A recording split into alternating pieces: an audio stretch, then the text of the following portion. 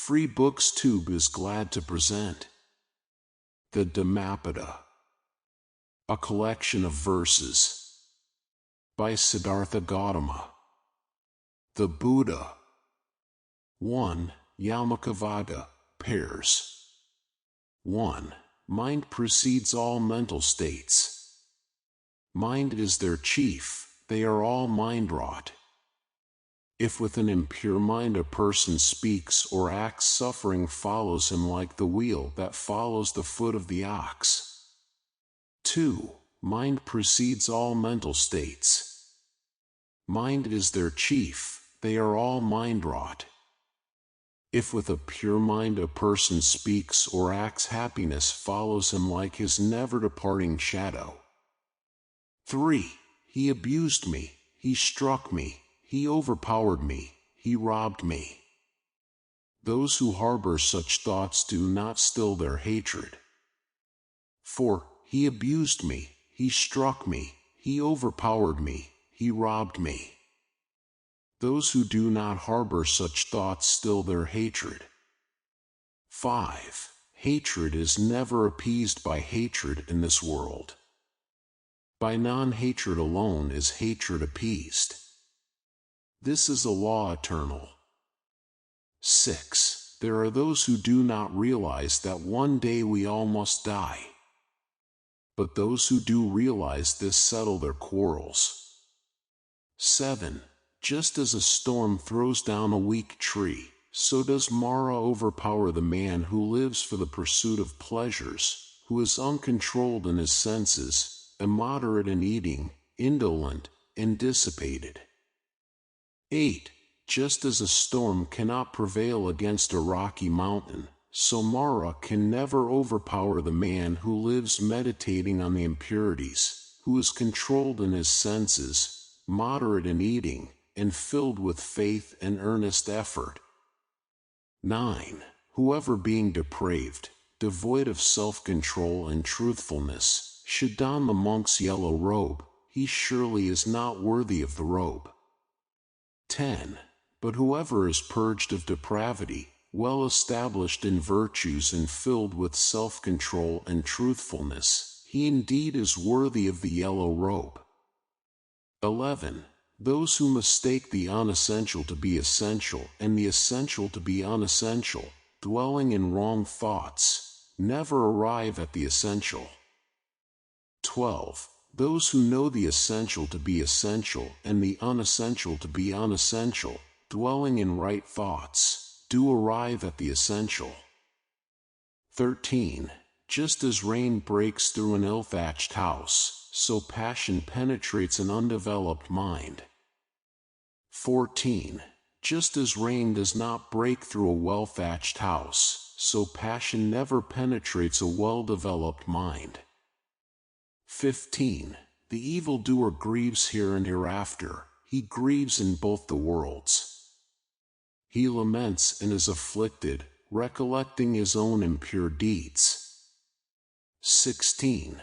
The doer of good rejoices here and hereafter, he rejoices in both the worlds. He rejoices and exults, recollecting his own pure deeds. 17. The evildoer suffers here and hereafter, he suffers in both the worlds. The thought, evil have I done, torments him, and he suffers even more when gone to realms of woe. 18.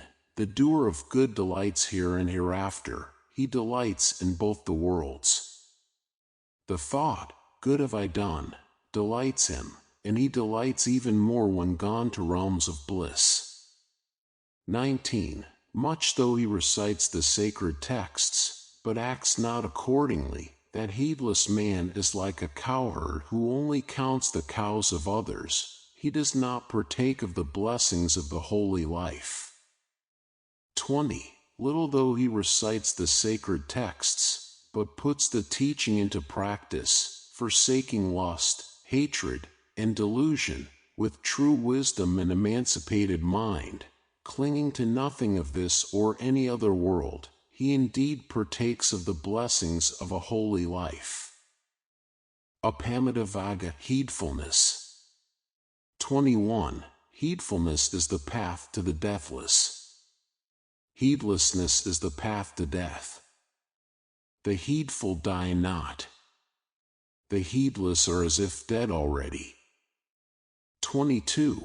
Clearly understanding this excellence of heedfulness, the wise exult therein and enjoy the resort of the noble ones.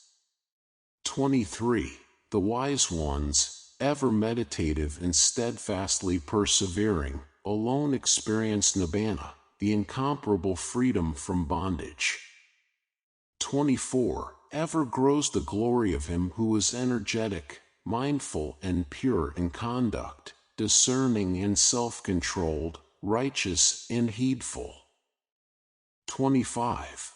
By effort and heedfulness, discipline and self-mastery, let the wise one makes for himself an island which no flood can overwhelm. 26. The foolish and ignorant indulge in heedlessness, but the wise one keeps his heedfulness as his best treasure. 27. Do not give way to heedlessness. Do not indulge in sensual pleasures. Only the heedful and meditative attain great happiness. 28. Just as one upon the summit of a mountain beholds the groundlings, even so when the wise man casts away heedlessness by heedfulness and ascends the high tower of wisdom, this sorrowless sage beholds the sorrowing and foolish multitude. 29. Heedful among the heedless, wide awake among the sleepy, the wise man advances like a swift horse leaving behind a weak jade. 30. By heedfulness did Indra become the overlord of the gods.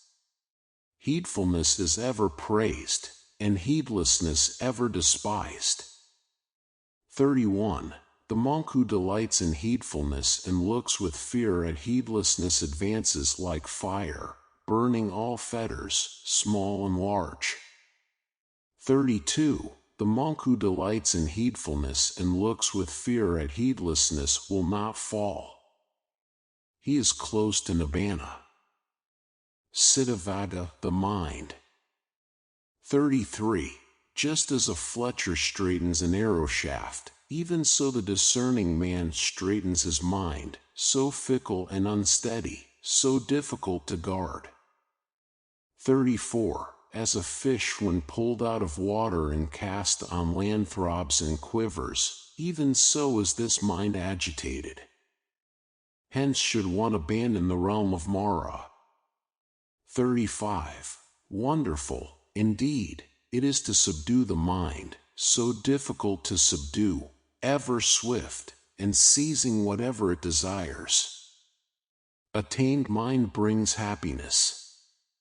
36. Let the discerning man guard the mind, so difficult to detect and extremely subtle, seizing whatever it desires.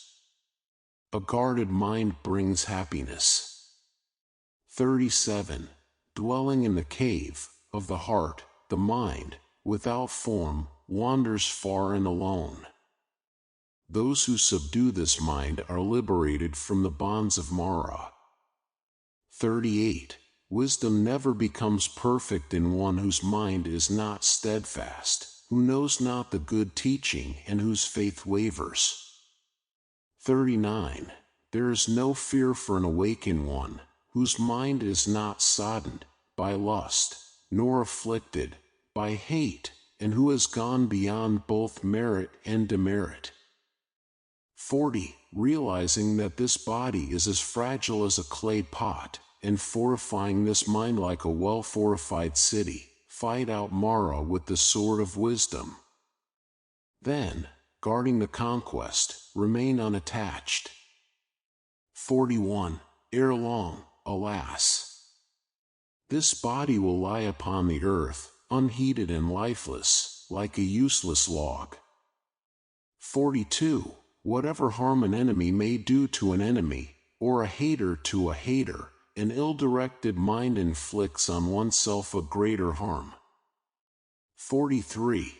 Neither mother, father, nor any other relative can do one greater good than one's own well-directed mind. Papavaga, flowers.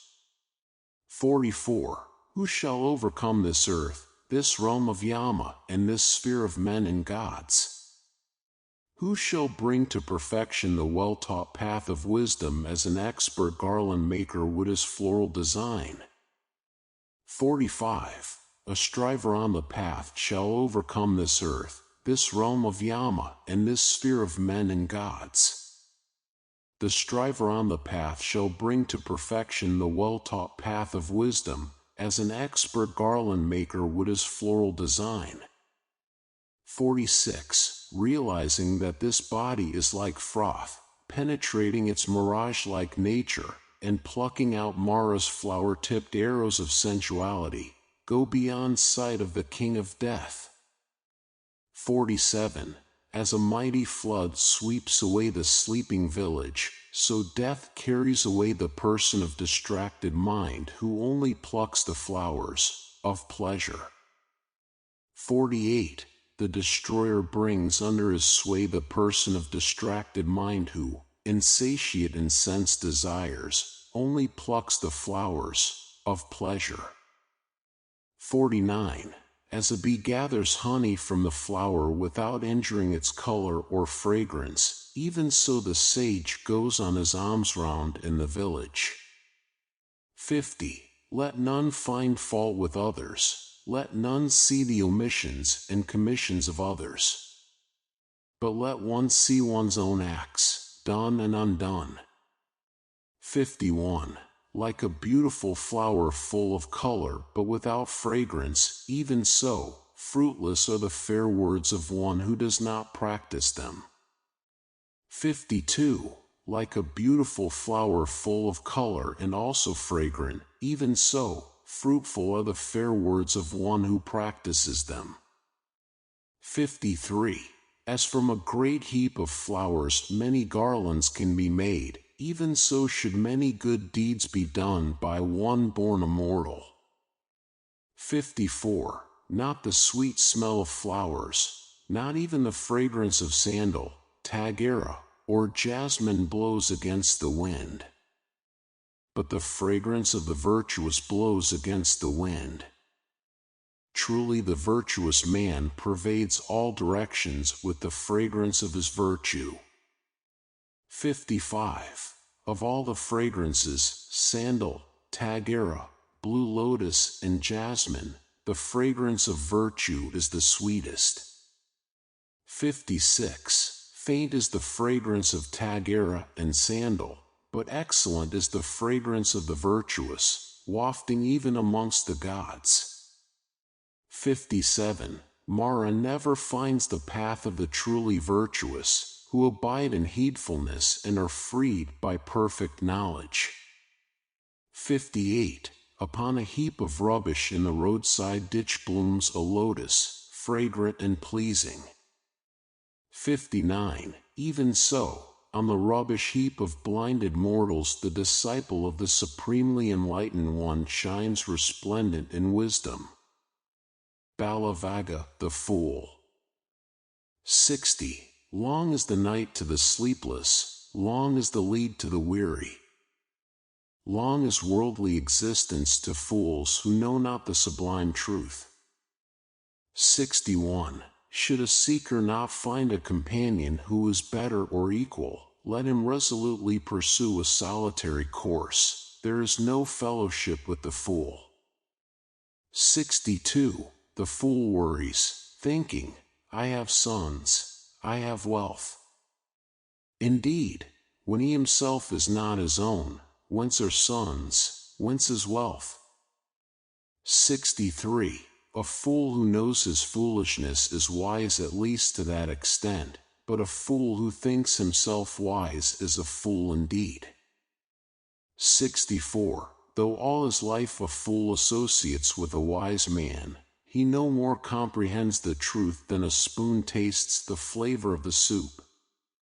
65. Though only for a moment a discerning person associates with a wise man, quickly he comprehends the truth, just as the tongue tastes the flavor of the soup.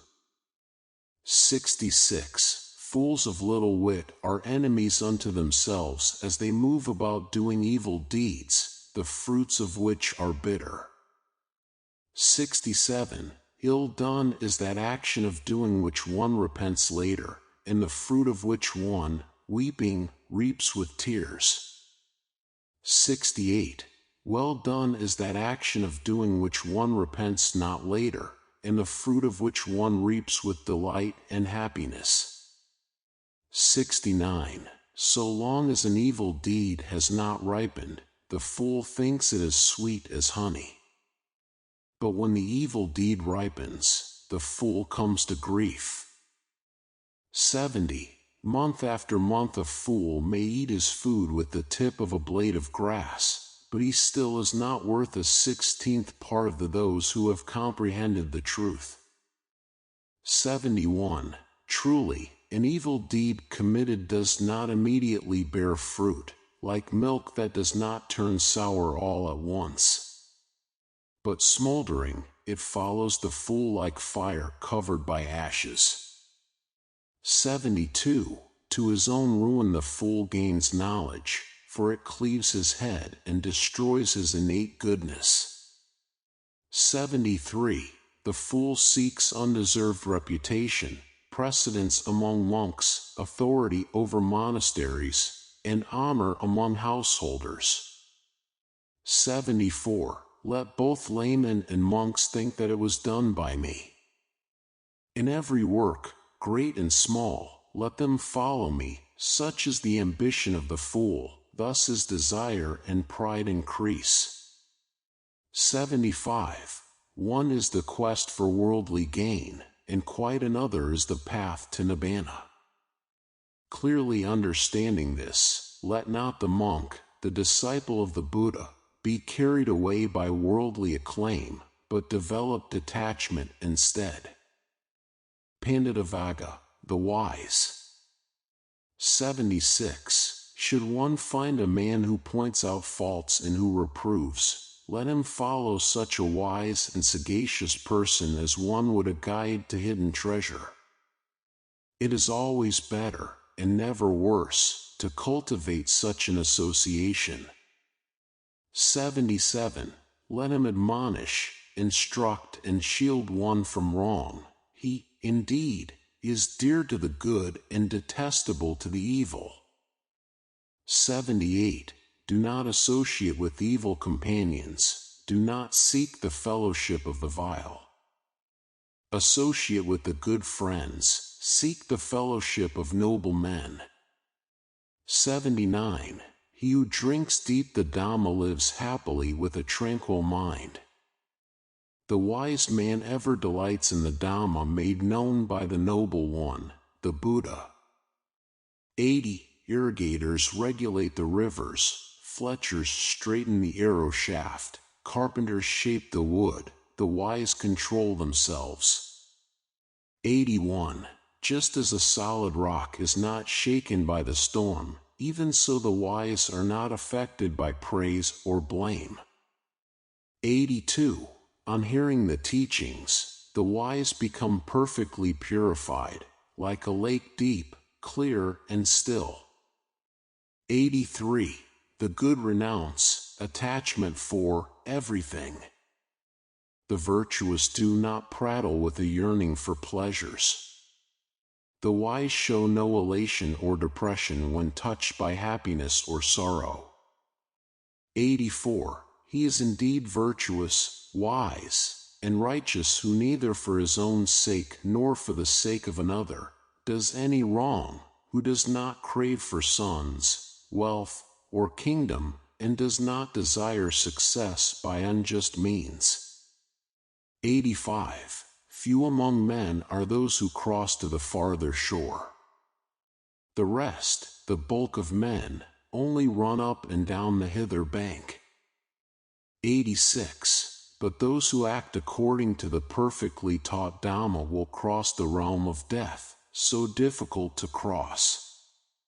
87 to 88. Abandoning the dark way, let the wise man cultivate the bright path. Having gone from home to homelessness, let him yearn for that delight and detachment, so difficult to enjoy. Giving up sensual pleasures, with no attachment, let the wise man cleanse himself of defilements of the mind. 89. Those whose minds have reached full excellence in the factors of enlightenment, who, having renounced acquisitiveness, rejoice in not clinging to things, rid of cankers, glowing with wisdom, they have attained nibbana in this very life. Arahanavagga, the arahant or perfected one. 90. The fever of passion exists not for him who has completed the journey, who is sorrowless and wholly set free, and has broken all ties. 91. The mindful ones exert themselves. They are not attached to any home, like swans that abandon the lake, they leave home after home behind. 92. Those who do not accumulate and are wise regarding food, whose object is the void, the unconditioned freedom, their track cannot be traced, like that of birds in the air. 93. He whose cankers are destroyed and who is not attached to food, whose object is the void, the unconditioned freedom, his path cannot be traced, like that of birds in the air. 94. Even the gods hold dear the wise one, whose senses are subdued like horses well trained by a charioteer, whose pride is destroyed and who is free from the cankers. 95. There is no more worldly existence for the wise one who, like the earth, resents nothing, who is firm as a high pillar and as pure as a deep pool free from mud. 96. Calm is his thought, calm is speech, and calm is deed, who, truly knowing, is wholly freed, perfectly tranquil and wise. 97. The man who is without blind faith, who knows the uncreated, who has severed all links, destroyed all causes, for karma, good and evil, and thrown out all desires, he, truly, is the most excellent of men. 98. Inspiring, indeed, is that place where arahants dwell, be it a village, a forest, a vale, or a hill. 99. Inspiring are the forests in which worldlings find no pleasure. There the passionless will rejoice, for they seek no sensual pleasures. Sahasravaga, the thousands. 100. Better than 1,000 useless words is one useful word, hearing which one attains peace. 101. Better than 1,000 useless verses is one useful verse, hearing which one attains peace. 102. Better than reciting 100 meaningless verses is the reciting of one verse of Dhamma, hearing which one attains peace. 103. Though one may conquer 1,000 times 1,000 men in battle, yet he indeed is the noblest victor who conquers himself. 104 to 105. Self-conquest is far better than the conquest of others. Not even a god, an angel, Mara or Brahma can turn into defeat the victory of a person who is self-subdued and ever restrained in conduct. 106. Though month after month for 100 years one should offer sacrifices by the thousands, yet if only for a moment one should worship those of perfected minds, that honor is indeed better than a century of sacrifice. 107. Though for 100 years one should tend the sacrificial fire in the forest, yet if only for a moment one should worship those of perfected minds, that worship is indeed better than a century of sacrifice. 108. Whatever gifts and oblations one seeking merit might offer in this world for a whole year, all that is not worth 1/4 of the merit gained by revering the upright ones, which is truly excellent. 109. to one ever eager to revere and serve the elders, these 4 blessings accrue: long life and beauty, happiness and power. 110. Better it is to live one day virtuous and meditative than to live 100 years immoral and uncontrolled. 111. Better it is to live one day wise and meditative than to live 100 years foolish and uncontrolled. 112. Better it is to live one day strenuous and resolute than to live 100 years sluggish and dissipated. 113. Better it is to live one day seeing the rise and fall of things than to live 100 years without ever seeing the rise and fall of things. 114. Better it is to live one day seeing the deathless than to live 100 years without ever seeing the deathless. 115. Better it is to live one day seeing the supreme truth than to live 100 years without ever seeing the supreme truth. Papavaga, evil. 116. Hasten to do good, restrain your mind from evil. He who is slow in doing good, his mind delights in evil. 117. Should a person commit evil, let him not do it again and again. Let him not find pleasure therein, for painful is the accumulation of evil. 118. Should a person do good, let him do it again and again. Let him find pleasure therein, for blissful is the accumulation of good. 119. It may be well with the evildoer as long as the evil ripens not. But when it does ripen, then the evildoer sees the painful results of his evil deeds. 120. It may be ill with the doer of good as long as the good ripens not. But when it does ripen, then the doer of good sees the pleasant results of his good deeds. 121. Think not lightly of evil, saying, it will not come to me. Drop by drop is the water pot filled. Likewise, the fool, gathering it little by little, fills himself with evil. 122. Think not lightly of good, saying, it will not come to me.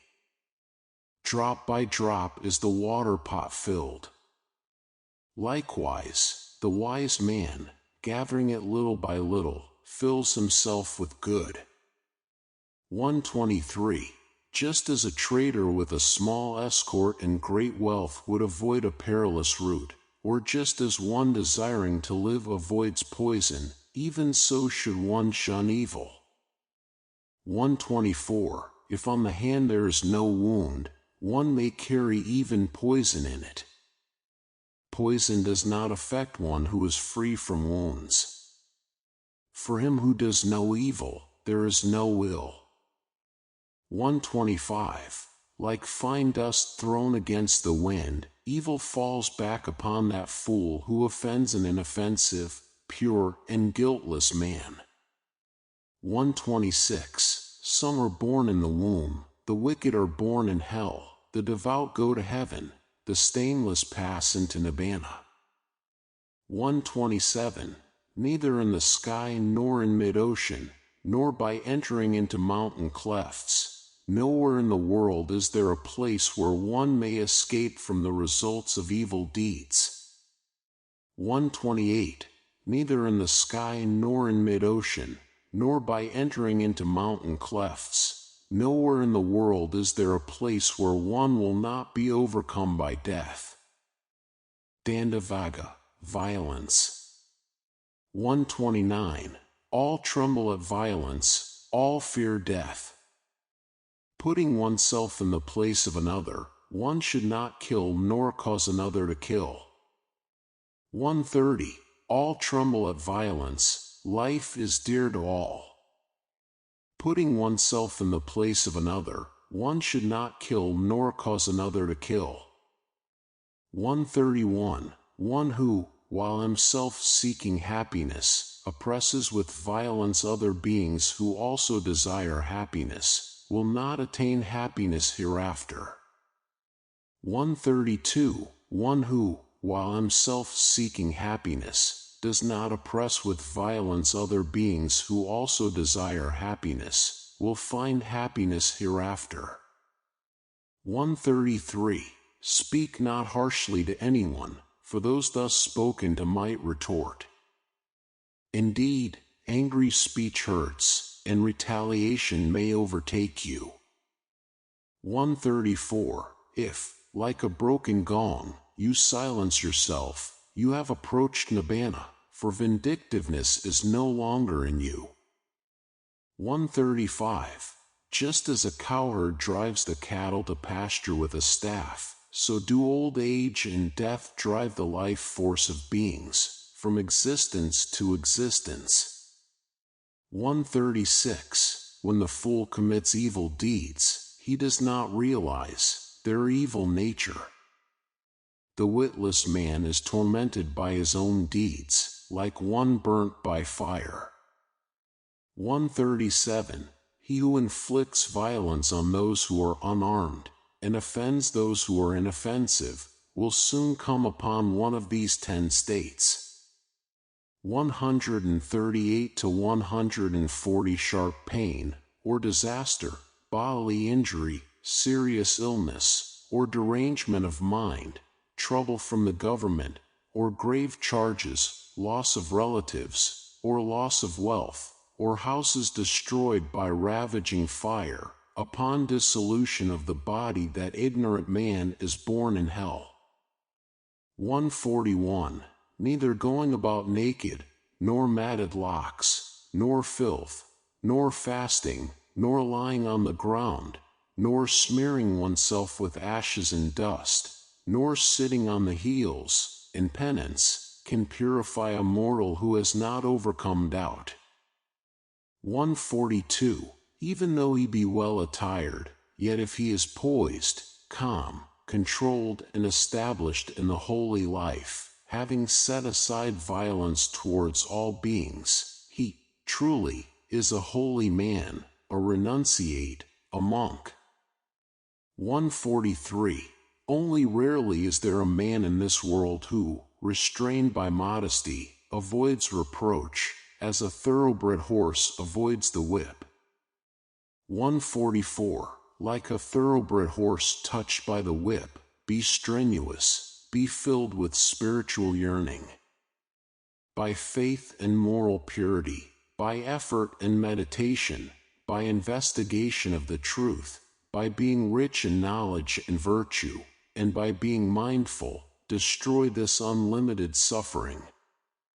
145. Irrigators regulate the waters, fletchers straighten arrow shafts, carpenters shape wood, and the good control themselves. Jaraviga, old age. 146. When this world is ever ablaze, why this laughter, why this jubilation? Shrouded in darkness, will you not see the light? 147. Behold this body, a painted image, a mass of heaped up sores, infirm, full of hankering, of which nothing is lasting or stable. 148. Fully worn out is this body, a nest of disease, and fragile. This foul mass breaks up, for death is the end of life. 149. These dove-colored bones are like gourds that lie scattered about in autumn. Having seen them, how can one seek delight?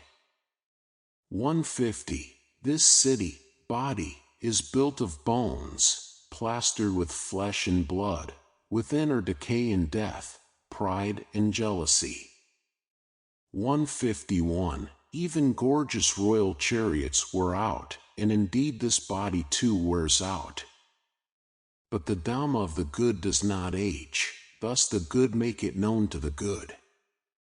152. The man of little learning grows old like a bull. He grows only in bulk, but his wisdom does not grow. 153. Through many a birth in samsara have I wandered in vain, seeking the builder of this house of life. Repeated birth is indeed suffering.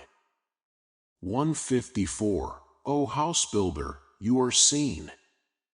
You will not build this house again, for your rafters are broken and your ridgepole shattered. My mind has reached the unconditioned. I have attained the destruction of craving. 155. Those who in youth have not led the holy life, or have failed to acquire wealth, languish like old cranes in the pond without fish. 156. Those who in youth have not led the holy life, or have failed to acquire wealth, lie sighing over the past, like worn-out arrows, shot from a bow. Adavaga, the self. 157. If one holds oneself dear, one should diligently watch oneself. Let the wise man keep vigil during any of the 3 watches of the night. 158. One should first establish oneself in what is proper, then only should one instruct others. Thus the wise man will not be reproached. 159. One should do what one teaches others to do. If one would train others, one should be well controlled oneself. Difficult, indeed, is self-control.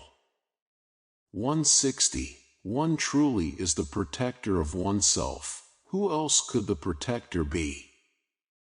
With oneself fully controlled, one gains a mastery that is hard to gain. 161. The evil a witless man does by himself, born of himself and produced by himself, grinds him as a diamond grinds a hard gem. 162. Just as a single creeper strangles the tree on which it grows, even so, a man who is exceedingly depraved harms himself as only an enemy might wish. 163. Easy to do are things that are bad and harmful to oneself, but exceedingly difficult to do are things that are good and beneficial. 164. Whoever, on account of perverted views, scorns the teaching of the perfected ones, the noble and righteous ones, that fool, like the bamboo, produces fruits only for self-destruction. 165. By oneself is evil done, by oneself is one defiled. By oneself is evil left undone, by oneself is one made pure. Purity and impurity depend on oneself, no one can purify another. 166. Let one not neglect one's own welfare for the sake of another, however great. Clearly understanding one's own welfare, let one be intent upon the good. Lokavaga, the world. 167. Follow not the vulgar way, live not in heedlessness, hold not false views, linger not long in worldly existence. 168. Arise. Do not be heedless. Lead a righteous life. The righteous live happily both in this world and the next. 169. Lead a righteous life, lead not a base life. The righteous live happily both in this world and the next. 170. One who looks upon the world as a bubble and a mirage, him the king of death sees not. 171. Come. Behold this world, which is like a decorated royal chariot. Here fools flounder, but the wise have no attachment to it. 172. He who having been heedless is heedless no more, illuminates this world like the moon freed from clouds. 173. He, who by good deeds covers the evil he has done, illuminates this world like the moon freed from clouds. 174. Blind is the world, here only a few possess insight. Only a few, like birds escaping from the net, go to realms of bliss. 175. Swans fly on the path of the sun, men pass through the air by psychic powers, the wise are led away from the world after vanquishing Mara and his host.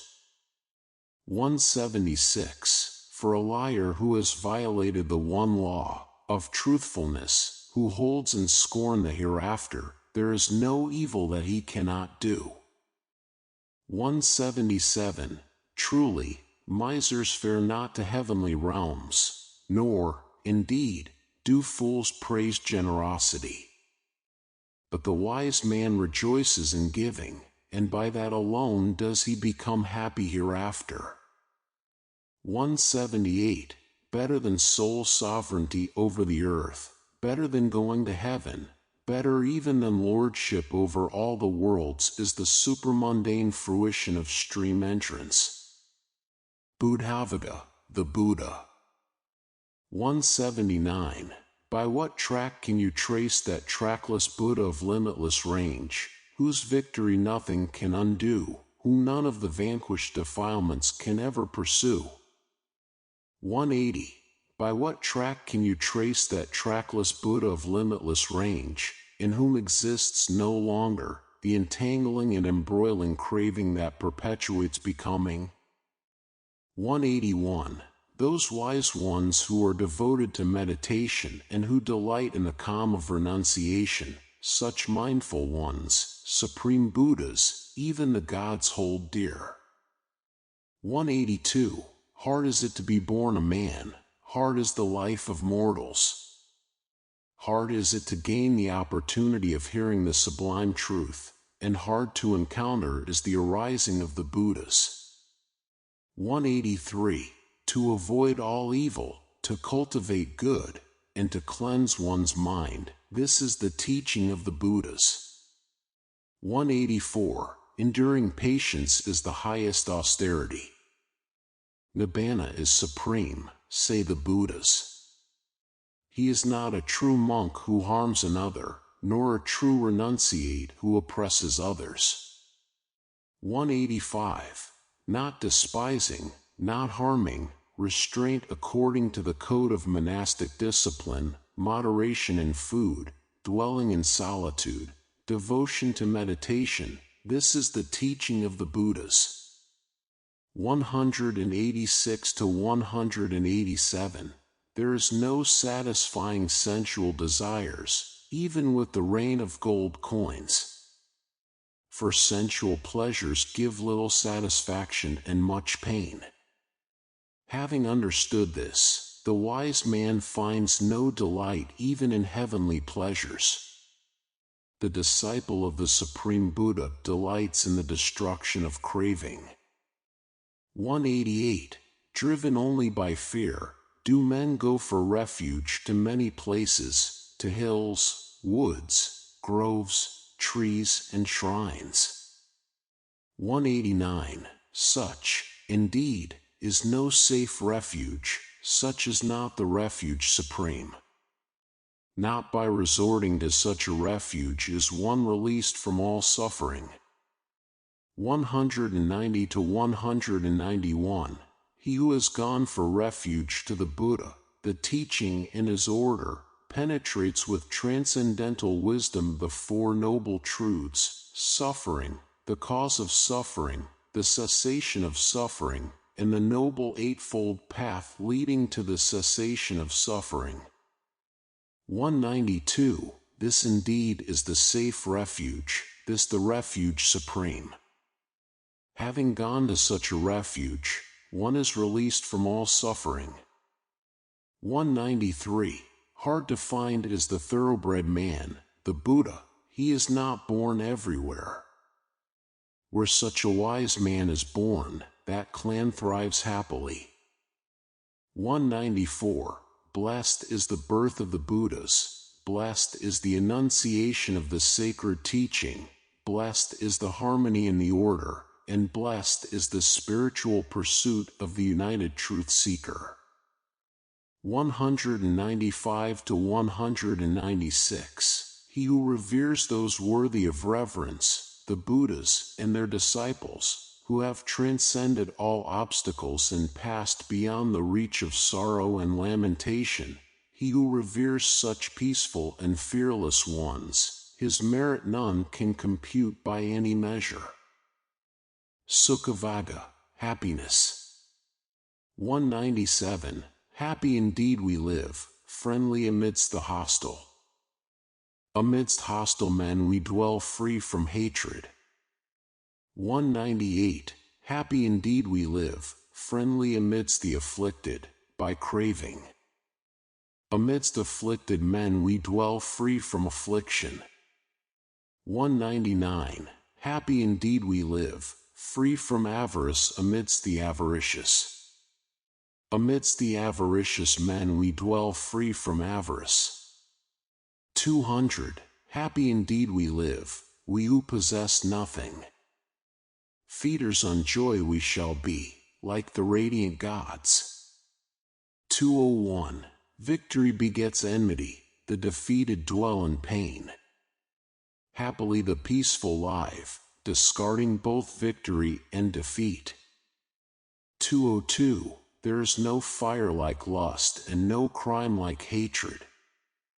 There is no ill like the aggregates of existence, and no bliss higher than the peace of Nibbana. 203. Hunger is the worst disease, conditioned things the worst suffering. Knowing this as it really is, the wise realize Nibbana, the highest bliss. 204. Health is the most precious gain and contentment the greatest wealth. A trustworthy person is the best kinsman, Nibbana the highest bliss.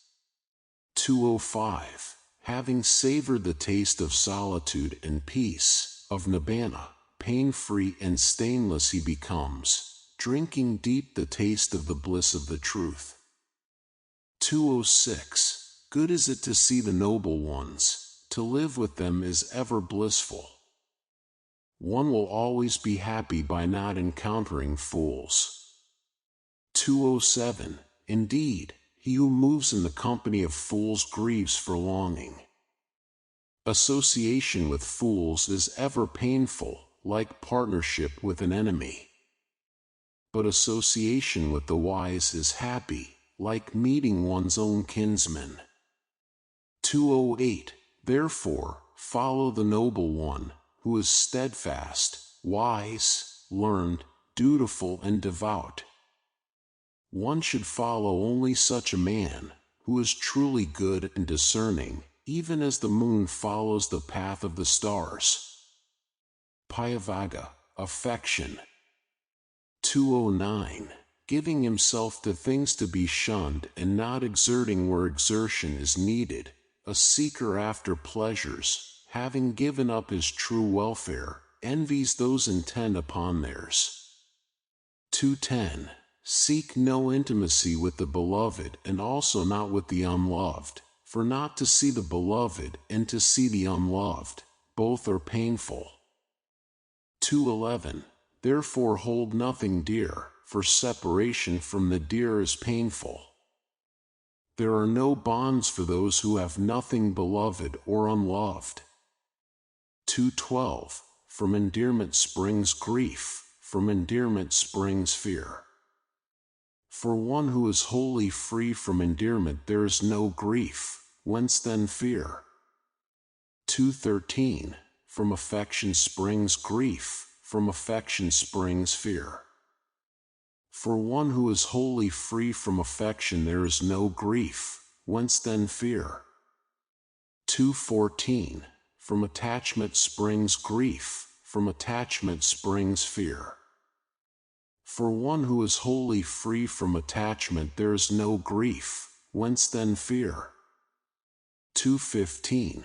From lust springs grief, from lust springs fear. For one who is wholly free from craving there is no grief, whence then fear? 216. From craving springs grief, from craving springs fear. For one who is wholly free from craving there is no grief, whence then fear? 217.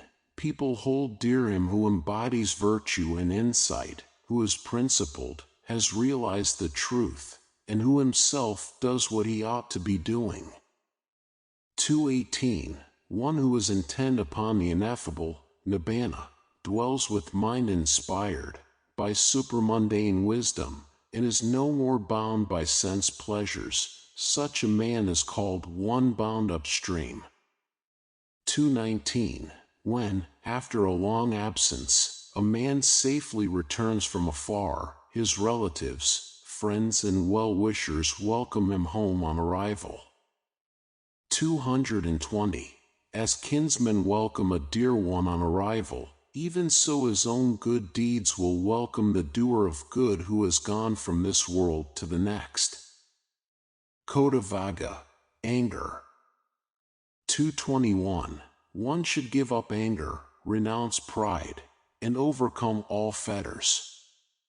Suffering never befalls him who clings not to mind and body and is detached.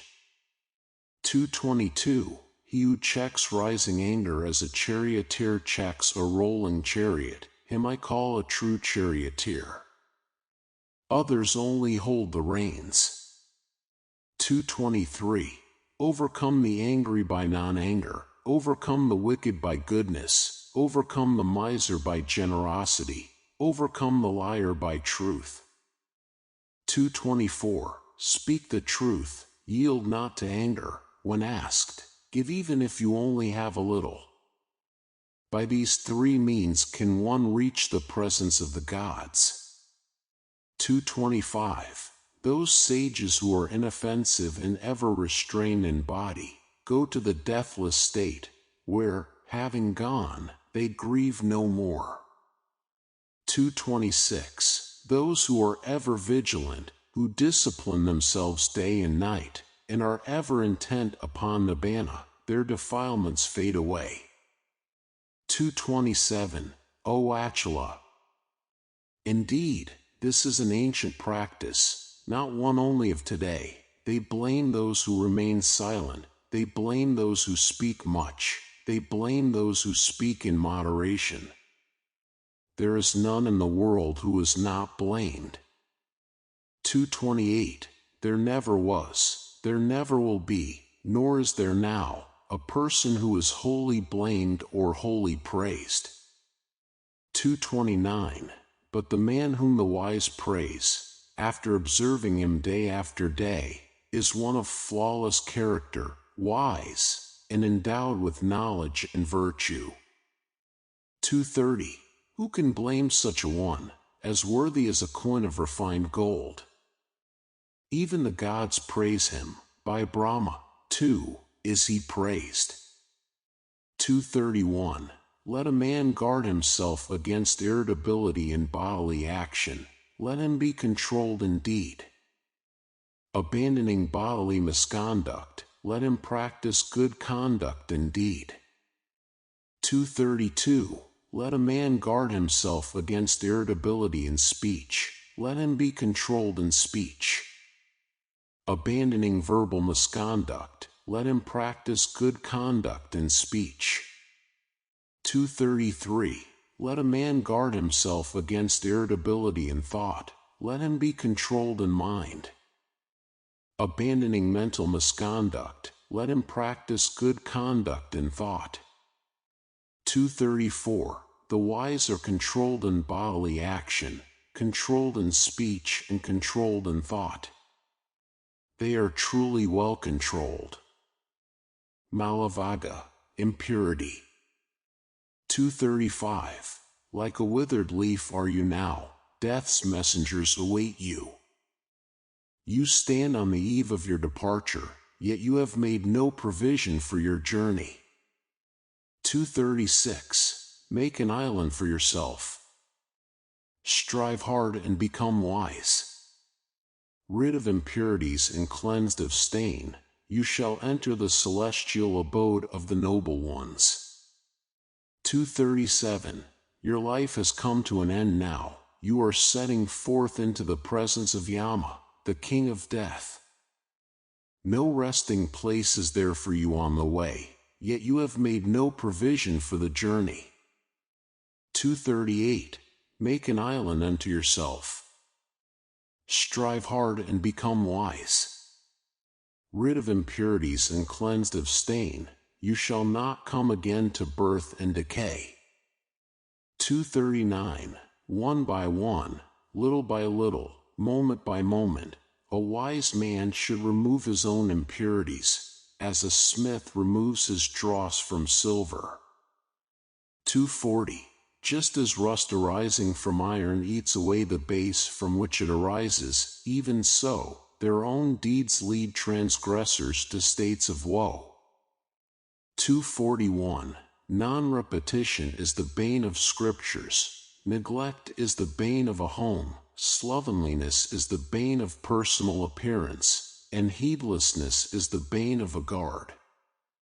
242. Unchastity is the taint in a woman, niggardliness is the taint in a giver. Taints, indeed, are all evil things, both in this world and the next. 243. A worse taint than these is ignorance, the worst of all taints.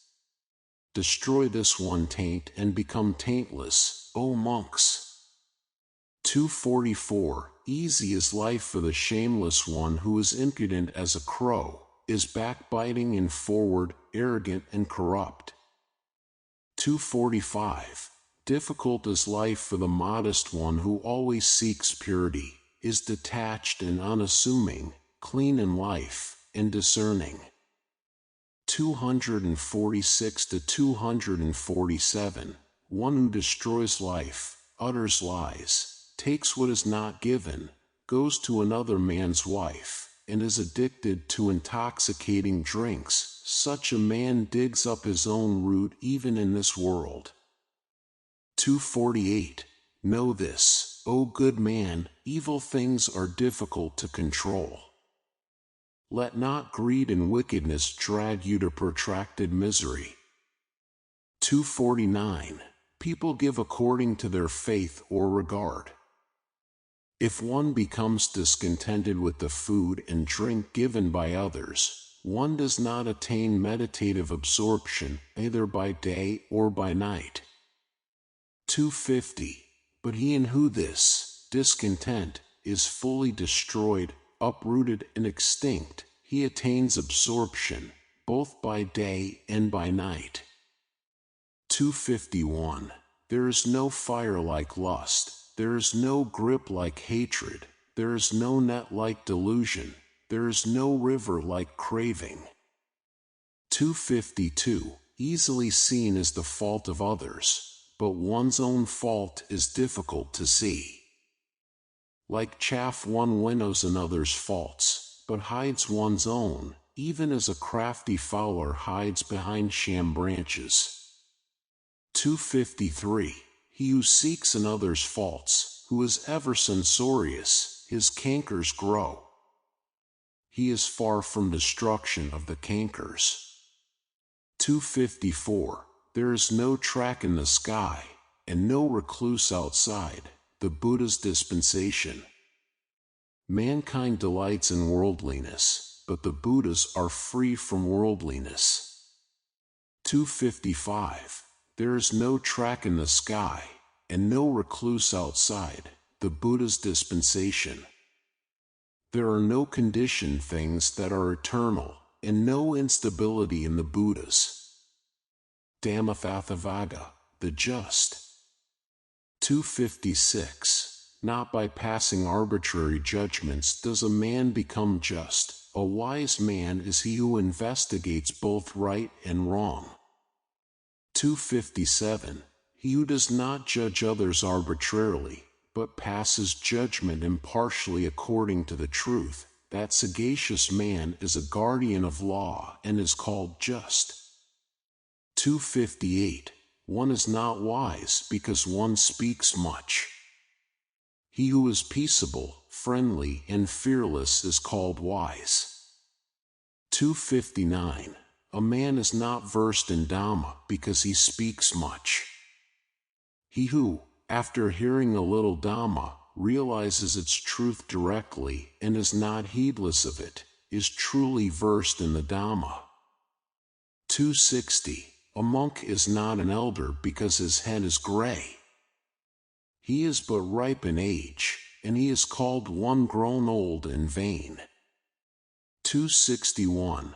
One in whom there is truthfulness, virtue, inoffensiveness, restraint and self-mastery, who is free from defilements and is wise, he is truly called an elder. 262. Not by mere eloquence nor by beauty of form does a man become accomplished, if he is jealous, selfish and deceitful. 263. But he in whom these are wholly destroyed, uprooted and extinct, and who has cast out hatred, that wise man is truly accomplished. 264. Not by shaven head does a man who is indisciplined and untruthful become a monk. How can he who is full of desire and greed be a monk? 265. He who wholly subdues evil both small and great is called a monk, because he has overcome all evil. 266. He is not a monk just because he lives on others' alms. Not by adopting outward form does one become a true monk. 267. Whoever here, in the dispensation, lives a holy life, transcending both merit and demerit, and walks with understanding in this world, he is truly called a monk. 268. Not by observing silence does one become a sage, if he be foolish and ignorant. But that man is wise who, as if holding a balance scale, accepts only the good. 269. The sage, thus, rejecting the evil, is truly a sage. Since he comprehends both, present and future, worlds, he is called a sage. 270. He is not noble who injures living beings. He is called noble because he is harmless towards all living beings. 271 to 272. Not by rules and observances, not even by much learning, nor by gain of absorption, nor by a life of seclusion, nor by thinking, I enjoy the bliss of renunciation, which is not experienced by the worldling. Should you, O monks, rest content, until the utter destruction of cankers, arahantship, is reached. Magavagga, the path. 273. Of all the paths the Eightfold Path is the best. Of all the truths the Four Noble Truths are the best. Of all things passionlessness is the best. Of men the Seeing One, the Buddha, is the best. 274. This is the only path, there is none other for the purification of insight. Tread this path, and you will bewilder Mara. 275. Walking upon this path you will make an end of suffering. Having discovered how to pull out the thorn of lust, I make known the path. 276. You yourselves must strive, the Buddhas only point the way. Those meditative ones who tread the path are released from the bonds of Mara. 277. All conditioned things are impermanent. When one sees this with wisdom, one turns away from suffering.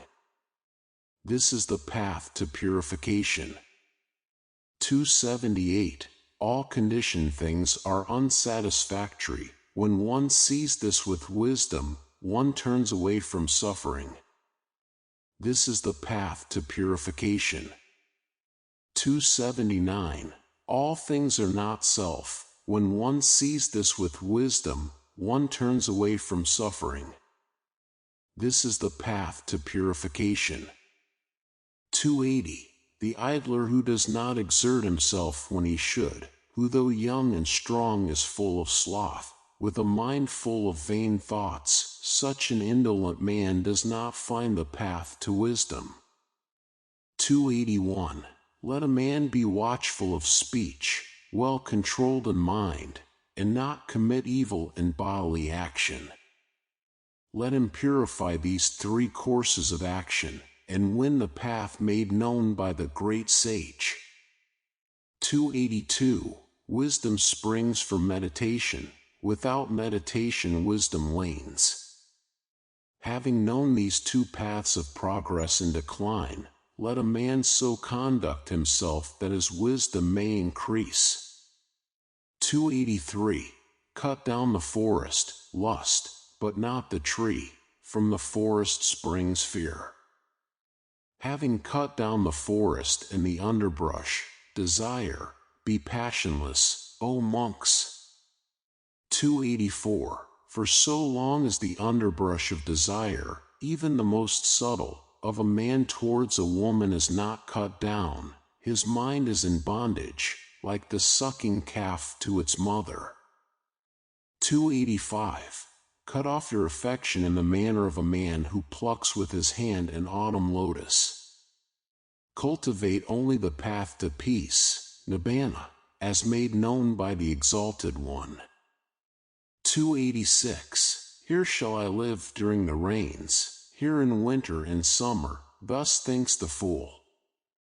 He does not realize the danger, that death might intervene. 287.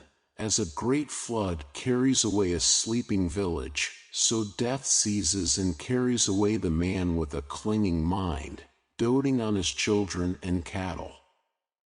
288. For him who is assailed by death there is no protection by kinsmen.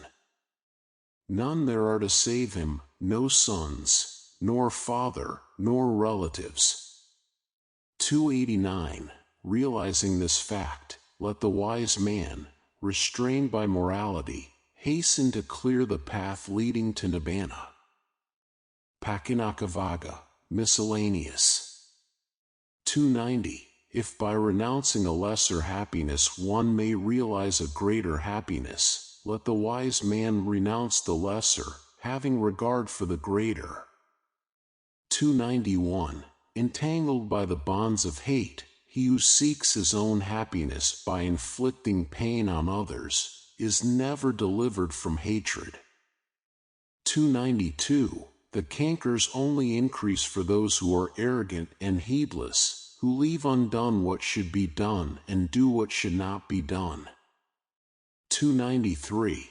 The cankers cease for those mindful and clearly comprehending ones who always earnestly practice mindfulness of the body, who do not resort to what should not be done, and steadfastly pursue what should be done.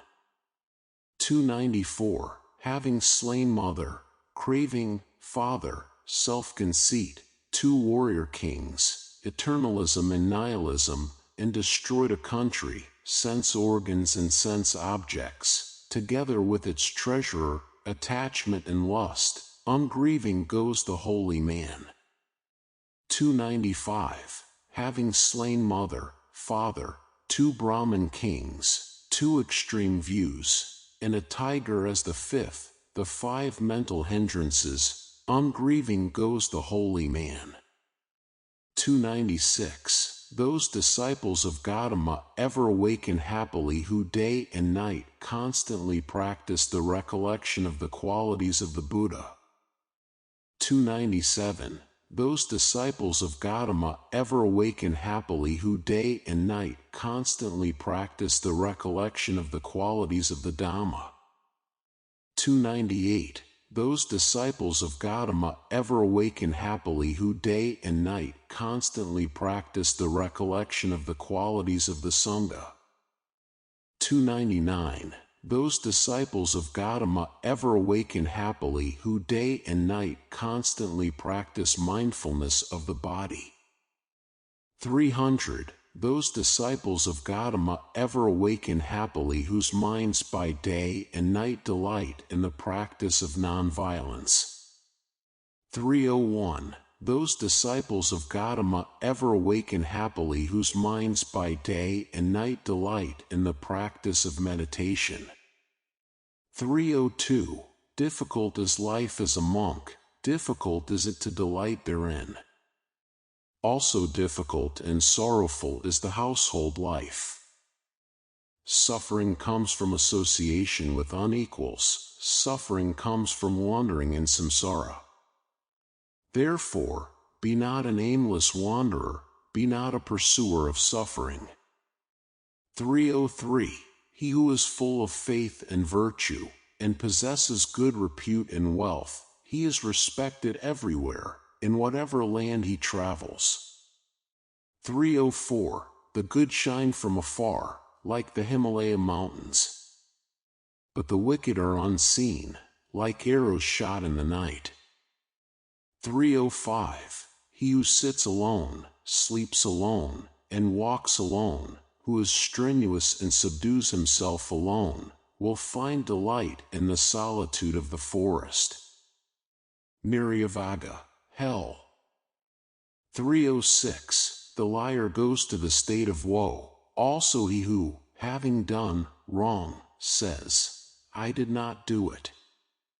Men of base actions both, on departing they share the same destiny in the other world. 307. There are many evil characters and uncontrolled men wearing the saffron robe. These wicked men will be born in states of woe because of their evil deeds. 308. It would be better to swallow a red-hot iron ball, blazing like fire, than as an immoral and uncontrolled monk to eat the alms of the people. 309. For misfortunes befall the reckless man who consorts with another's wife, acquisition of demerit, disturbed sleep, ill repute, and rebirth in states of woe. 310. Such a man acquires demerit and an unhappy birth in the future. Brief is the pleasure of the frightened man and woman, and the king imposes heavy punishment. Hence, let no man consort with another's wife. 311. Just as kusa grass wrongly handled cuts the hand, even so, a recluse's life wrongly lived drags one to states of woe. 312. Any loose act, any corrupt observance, any life of questionable celibacy, none of these bear much fruit. 313. If anything is to be done, let one do it with sustained vigor. A lax monastic life stirs up the dust of passions all the more. 314. An evil deed is better left undone, for such a deed torments one afterwards. But a good deed is better done, doing which one repents not later. 315. Just as a border city is closely guarded both within and without, even so, guard yourself. Do not let slip this opportunity for spiritual growth. For those who let slip this opportunity grieve indeed when consigned to hell. 316. Those who are ashamed of what they should not be ashamed of, and are not ashamed of what they should be ashamed of, upholding false views, they go to states of woe. 317. Those who see something to fear where there is nothing to fear, and see nothing to fear where there is something to fear, upholding false views, they go to states of woe. 318. Those who imagine evil where there is none, and do not see evil where it is, upholding false views, they go to states of woe. 319. Those who discern the wrong as wrong and the right as right, upholding right views, they go to realms of bliss. Nagavaga, the elephant. 320. As an elephant in the battlefield withstands arrows shot from bows all around, even so shall I endure abuse. There are many, indeed, who lack virtue. 321. A tamed elephant is led into a crowd, and the king mounts a tamed elephant. Best among men is the subdued one who endures abuse. 322. Excellent are well-trained mules, thoroughbreds and the horses, and noble tusker elephants. But better still is the man who has subdued himself. 323. Not by these mounts, however, would one go to the untrodden land, Nibbana, as one who is self-tamed goes by his own tamed and well-controlled mind. 324. Musty during rut, the tusker named Dhammapada is uncontrollable. Held in captivity, the tusker does not touch a morsel, but only longingly calls to mind the elephant forest. 325. When a man is sluggish and gluttonous, sleeping and rolling around in bed like a fat domestic pig, that sluggard undergoes rebirth again and again. 326. Formerly this mind wandered about as it liked, where it wished and according to its pleasure, but now I shall thoroughly master it with wisdom as a mahout controls with his ankus an elephant in rut. 327. Delight in heedfulness. Guard well your thoughts. Draw yourself out of this bog of evil, even as an elephant draws himself out of the mud. 328. If for company you find a wise and prudent friend who leads a good life, you should, overcoming all impediments, keep his company joyously and mindfully. 329. If for company you cannot find a wise and prudent friend who leads a good life, then, like a king who leaves behind a conquered kingdom, or like a lone elephant in the elephant forest, you should go your way alone. 330. Better it is to live alone, there is no fellowship with a fool. Live alone and do no evil, be carefree like an elephant in the elephant forest. 331. Good are friends when need arises, good is contentment with just what one has, good is merit when life is at an end, and good is the abandoning of all suffering, through arahantship. 332. In this world, good it is to serve one's mother, good it is to serve one's father, good it is to serve the monks, and good it is to serve the holy men. 333. Good is virtue until life's end, good is faith that is steadfast, good is the acquisition of wisdom, and good is the avoidance of evil. Tanavada, craving. 334. The craving of one given to heedless living grows like a creeper. Like the monkey seeking fruits in the forest, he leaps from life to life, tasting the fruit of his kama. 335. Whoever is overcome by this wretched and sticky craving, his sorrows grow like grass after the rains. 336. But whoever overcomes this wretched craving, so difficult to overcome, from him sorrows fall away like water from a lotus leaf. 337. This I say to you, good luck to all assembled here. Dig up the root of craving, like one in search of the fragrant root of the banana grass. Let not Mara crush you again and again, as a flood crushes a reed. 338.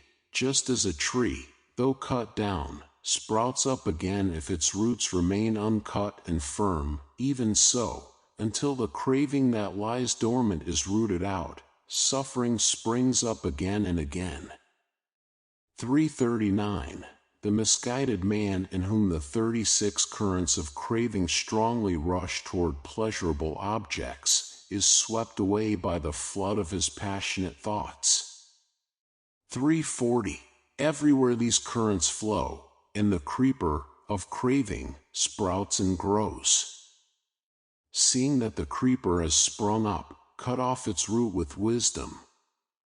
341. Flowing in, from all objects, and watered by craving, feelings of pleasure arise in beings. Bent on pleasures and seeking enjoyment, these men fall prey to birth and decay. 342. Beset by craving, people run about like an entrapped hare. Held fast by mental fetters, they come to suffering again and again for a long time. 343. Beset by craving, people run about like an entrapped hare. Therefore, one who yearns to be passion-free should destroy his own craving.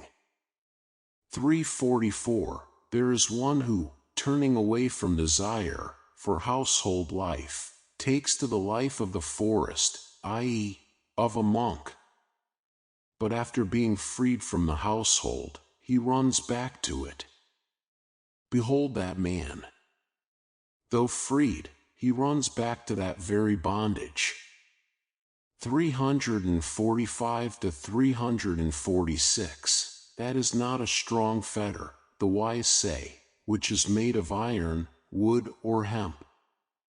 But the infatuation and longing for jewels and ornaments, children and wives, that, they say, is a far stronger fetter, which pulls one downward and, though seemingly loose, is hard to remove. This, too, the wise cut off. Giving up sensual pleasure, and without any longing, they renounce the world. 347. Those who are lust-infatuated fall back into the swirling current of samsara, like a spider on its self-spun web. This, too, the wise cut off. Without any longing, they abandon all suffering and renounce the world. 348. Let go of the past, let go of the future, let go of the present, and cross over to the farther shore of existence. With mind wholly liberated, you shall come no more to birth and death. 349. For a person tormented by evil thoughts, who is passion-dominated and given to the pursuit of pleasure, his craving steadily grows. He makes the fetter strong, indeed. 350. He who delights in subduing evil thoughts, who meditates on the impurities and is ever mindful, it is he who will make an end of craving and rend asunder Mara's fetter. 351. He who has reached the goal, is fearless, free from craving, passionless, and has plucked out the thorns of existence. For him this is the last body. 352. He who is free from craving and attachment, is perfect in uncovering the true meaning of the teaching, and knows the arrangement of the sacred texts in correct sequence. He, indeed, is the bearer of his final body. He is truly called the profoundly wise one, the great man. 353. A victor am I over all have I known. Yet unattached am I to all that is conquered and known. Abandoning all, I am freed through the destruction of craving. Having thus directly comprehended all by myself, whom shall I call my teacher? 354. The gift of Dhamma excels all gifts, the taste of the Dhamma excels all tastes. The delight in Dhamma excels all delights. The craving freed vanquishes all suffering. 355. Riches ruin only the foolish, not those in quest of the beyond. By craving for riches the witless man ruins himself as well as others. 356. Weeds are the bane of fields, lust is the bane of mankind. Therefore, what is offered to those free of lust yields abundant fruit. 357. Weeds are the bane of fields, hatred is the bane of mankind. Therefore, what is offered to those free of hatred yields abundant fruit. 358. Weeds are the bane of fields, delusion is the bane of mankind. Therefore, what is offered to those free of delusion yields abundant fruit. 359. Weeds are the bane of fields, desire is the bane of mankind. Therefore, what is offered to those free of desire yields abundant fruit. Bhikkuh. the monk. 360. Good is restraint over the eye. Good is restraint over the ear. Good is restraint over the nose. Good is restraint over the tongue. 361. Good is restraint in the body. Good is restraint in speech. Good is restraint in thought. Restraint everywhere is good. The monk restrained in every way is freed from all suffering. 362. He who has control over his hands, feet, and tongue, who is fully controlled, delights in inward development, is absorbed in meditation, keeps to himself and is contented, him do people call a monk. 363. That monk who has control over his tongue, is moderate in speech, unassuming, and who explains the teaching in both letter and spirit, whatever he says is pleasing. 364. The monk who abides in the Dhamma, delights in the Dhamma, meditates on the Dhamma, and bears the Dhamma well in mind, he does not fall away from the sublime Dhamma. 365. One should not despise what one has received, nor envy the gains of others. The monk who envies the gains of others does not attain to meditative absorption. 366. A monk who does not despise what he has received, even though it be little, who is pure in livelihood and unremitting in effort, him even the gods praise. 367. He who has no attachment whatsoever for the mind and body, who does not grieve for what he has not, he is truly called a monk. 368. The monk who abides in universal love and is deeply devoted to the teaching of the Buddha attains the peace of Nibbana, the bliss of the cessation of all conditioned things. 369. Empty this boat, O monk. Emptied, it will sail lightly. Rid of lust and hatred, you shall reach Nibbana. 370. Cut off the five, abandon the five, and cultivate the five. The monk who has overcome the five bonds is called one who has crossed the flood. 371. Meditate, O monk. Do not be heedless. Let not your mind whirl on sensual pleasures. Heedless, do not swallow a red-hot iron ball, lest you cry when burning, "Oh, this is painful." 372. There is no meditative concentration for him who lacks insight, and no insight for him who lacks meditative concentration. He in whom are found both meditative concentration and insight, indeed, is close to Nibbana. 373.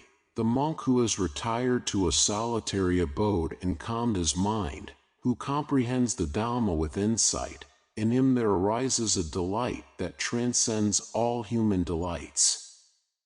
374. Whenever he sees with insight the rise and fall of the aggregates, he is full of joy and happiness. To the discerning one this reflects the deathless. 375. Control of the senses, contentment, restraint according to the code of monastic discipline, these form the basis of holy life here for the wise monk. 376. Let him associate with friends who are noble, energetic, and pure in life. Let him be cordial and refined in conduct. Thus, full of joy, he will make an end of suffering. 377. Just as the jasmine creeper sheds its withered flowers, even so, O monks, should you totally shed lust and hatred. 378. The monk who is calm in body, calm in speech, calm in thought, well composed, and who has spun out worldliness, he, truly, is called serene. 379. By oneself one must censure oneself and scrutinize oneself. The self-guarded and mindful monk will always live in happiness. 380. One is one's own protector, one is one's own refuge. Therefore, one should control oneself, even as a trader controls a noble steed. 381. Full of joy, full of faith in the teaching of the Buddha, the monk attains the peaceful state, the bliss of cessation of conditioned things. 382. That monk who while young devotes himself to the teaching of the Buddha illumines this world like the moon freed from clouds. Brahmanavaga, the holy man. 383. Exert yourself, O holy man. Cut off the stream of craving and discard sense desires. Knowing the destruction of all the conditioned things, become, O holy man, the knower of the uncreated, Nibbana. 384. When a holy man has reached the summit of two paths, meditative concentration and insight, he knows the truth and all his fetters fall away. 385. He for whom there is neither this shore nor the other shore, nor yet both, he who is free of cares and is unfettered, him do I call a holy man. 386. He who is meditative, stainless and settled, whose work is done and who is free from cankers, having reached the highest goal, him do I call a holy man. 387. The sun shines by day, the moon shines by night. The warrior shines in armor, the holy man shines in meditation. But the Buddha shines resplendent all day and all night. 388. Because he has discarded evil, he is called a holy man. Because he is serene in conduct, he is called a recluse. And because he has renounced his impurities, he is called a renunciate.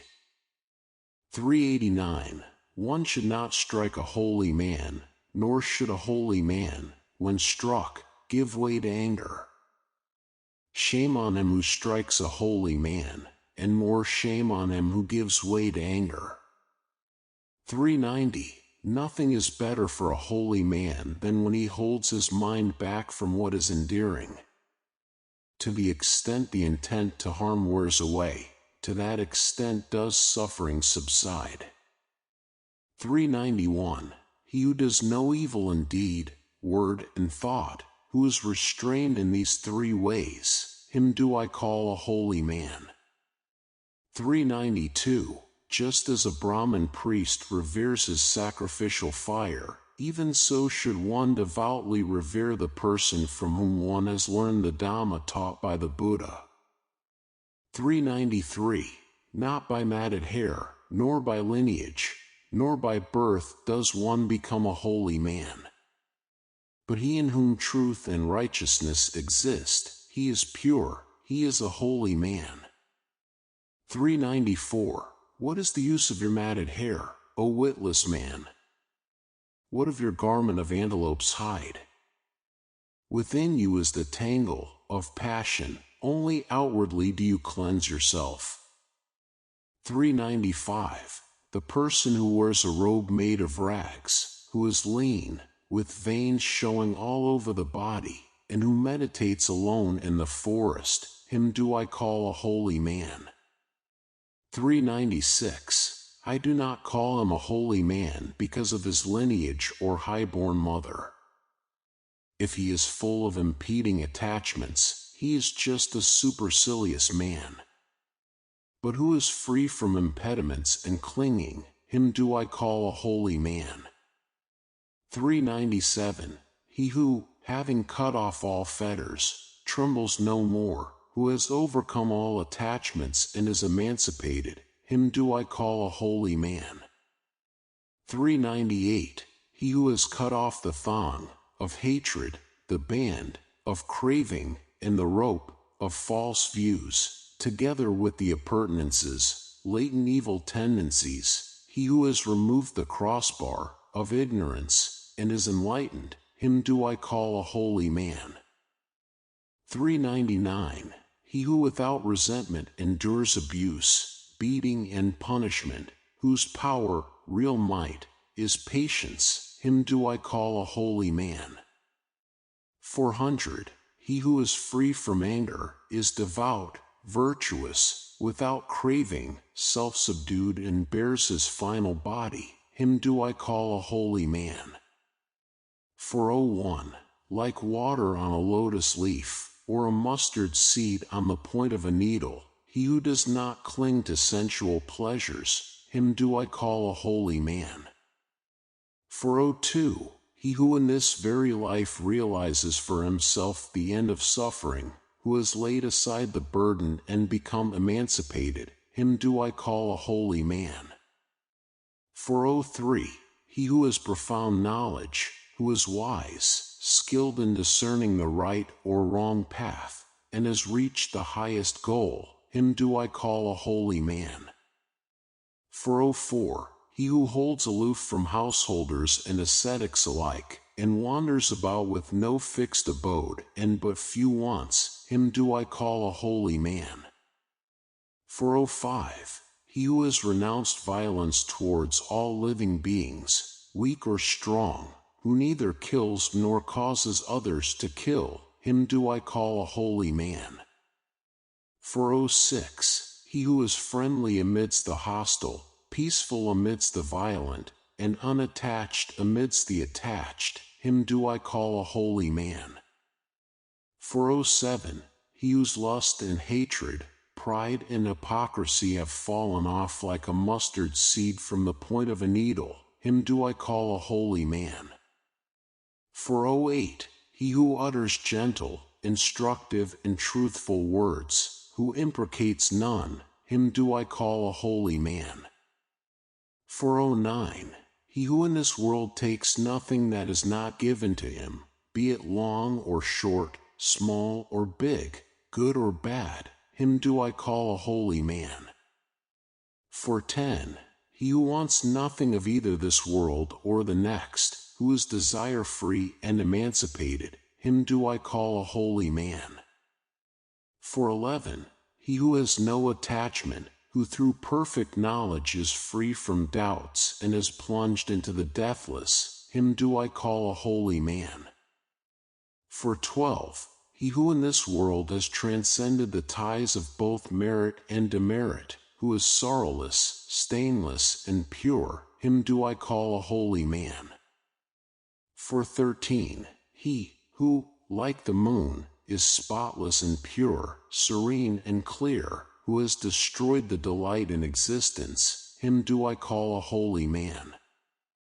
414. He who, having traversed this miry, perilous and delusive round of existence, has crossed over and reached the other shore, who is meditative, calm, free from doubt, and, clinging to nothing, has attained to nibbana, him do I call a holy man.